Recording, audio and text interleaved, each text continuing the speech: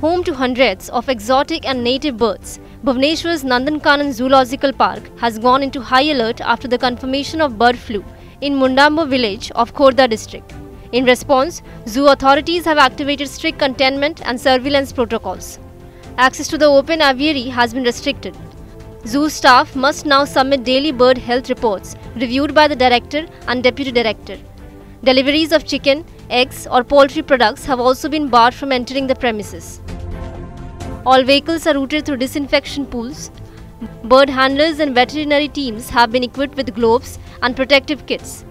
Enclosures are disinfected regularly to prevent contamination from wild birds flying overhead. The zoo's bird habitats, especially those within 2 kilometers of poultry farms, are under constant monitoring.